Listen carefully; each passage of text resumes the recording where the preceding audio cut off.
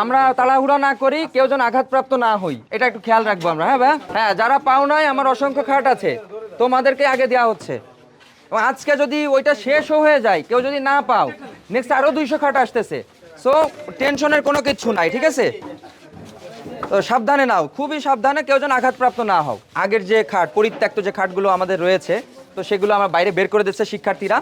তো আপনারা ওখানেও পেছনেও দেখতে পাচ্ছেন যে যেগুলো বাজার থেকে কিনে আনা হয়েছিল, অর্থাৎ টোটালি কাঠের ফ্রেমের যে খাট, সেটি আসলে বের করে দিচ্ছে শিক্ষার্থীরা।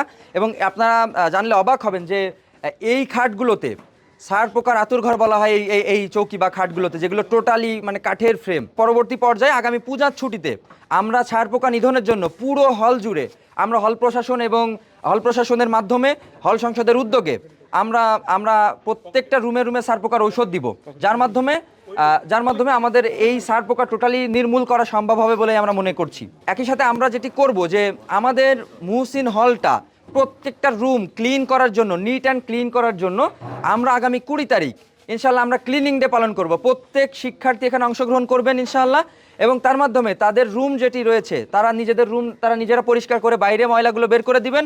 এমপ্লয়ি সহ যারা কর্মচারী রয়েছেন, আমরা সহ সেই ময়লাগুলো এখান থেকে রিমুভ করে মুহসিন হলকে একেবারে নিট অ্যান্ড ক্লিন করবো ইনশাআল্লাহ। আগে হল সংসদ বা ডাকসু নির্বাচিত কোনো প্রতিনিধি ছিল না।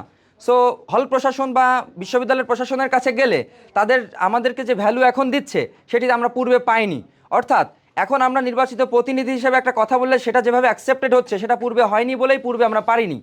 তারপরেও আমরা আশাবাদী যে এখন যেহেতু নির্বাচিত প্রতিনিধি হিসেবে আমরা কথা বলতে পারছি এবং এই যে বিষয়গুলো বাস্তবায়ন করার জন্য কাজ করতে পারছি, এবং এটির যে মানে ধারাবাহিকতা এটি থাকবে, এটা আমরা আশাবাদী।